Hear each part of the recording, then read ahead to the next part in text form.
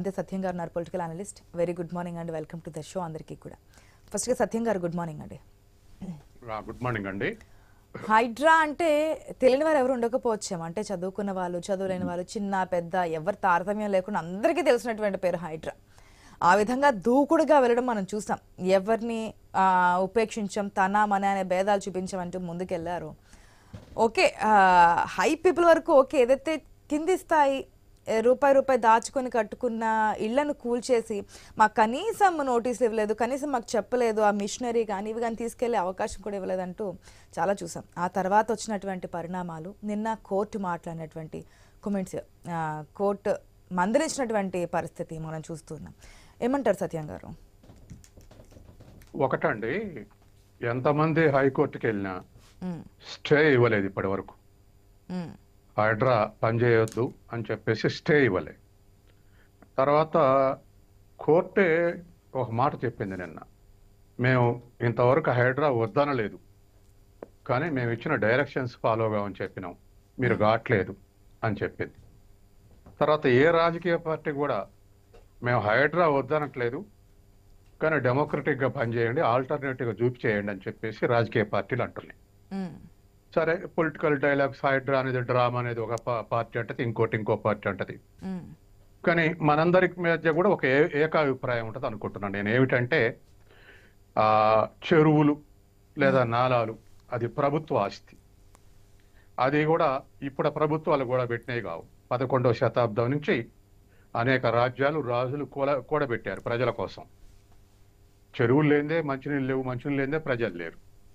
కాబట్టి ఆ స్థితిలో వచ్చినటువంటి చెరువులు ఇప్పుడు అప్పనంగా ఆక్రమించుకొని మేము 30 ఏళ్ల కింద కట్టుకున్నామన్నా, 20 ఏళ్ల కింద కట్టుకున్నామన్నా, అందులో ఉంటున్నటువంటి మధ్యతరగతి పేద ప్రజలు వాళ్ళకి ఆల్టర్నేటివ్ ఉంటే అని ఆలోచించాలి తప్ప, నేను 30 ఏళ్ల కిందనే వెంచర్ చేసినా లేదా 30 ఏళ్ల కింద అమ్మినా అని ఒక్కడు ముందుకు వచ్చి చెప్పట్లే.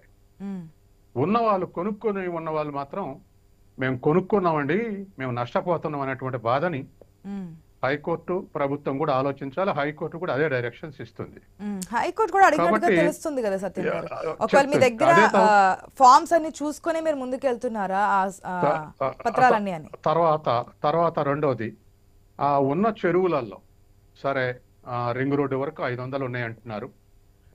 ఇప్పుడు ఒక 130కి మ్యాపులు ఉన్నాయి, ఎఫ్టీఎలు, తర్వాత బఫర్ జోన్లు ఇవి ఉన్నాయని చెప్పేసి అంటున్నారు. మనకు కూడా జిపిఎస్ సిస్టంలో చూస్తే కొన్ని చెరువులకు అవుపడుతున్నాయి. ఆ హైకోర్టు ఏమంటుంది, క్లియర్గా ఇండికేషన్స్ ఇవ్వండి, ఎఫ్టీఎలు, బఫర్ జోన్లకు కూడా, అన్ని చోట్ల అన్ని చెరువులకు ముందు అది కన్ఫర్మ్ చేయండి. మీ అంతటా మీరే ఎఫ్టీఎల్ ఉందనుకొని కూలగొట్టం కాదు, అది ప్రజలకు కూడా తెలవాలంటుంది. కాబట్టి కొన్ని చెరువుల దగ్గర ఎఫ్టీఎల్ గుర్తులు, కాంక్రీట్ తోటి గుర్తులు వేశారు. మనం ఇన్ని డిబేట్లలో మాట్లాడుతున్నాం కదా, అసలు ఏ విధంగా గుర్తు చేశారంటే నేను 1-2 చెరువులో పోయి పరిశీలించి వచ్చా. అది మామూలుగా కొలతరాలు కాకుండా సిమెంట్ దిమ్మలే పోశారు, ఎఫ్టీఎల్ దిమ్మలు. ఆ తర్వాత బఫర్ జోన్ ఎక్కడికో గుర్తించలే, ఆ బఫర్ జోన్ గుర్తులేం లేవు. కాబట్టి ప్రభుత్వాలు కూడా ఎఫ్టీఎల్, బఫర్ జోన్లు క్లియర్గా, ఇప్పుడైతే ఇంత ఇష్యూ సీరియస్ అయినాక హైకోర్టు చెప్పినట్టుగా ఒక ట్రెంచ్ కటింగ్ జేసీబీ తోటి రోజుకో చెరువు అయిపోద్ది, ట్రెంచ్ కటింగ్ ఎక్కడికి బఫర్ జోన్ అనేది.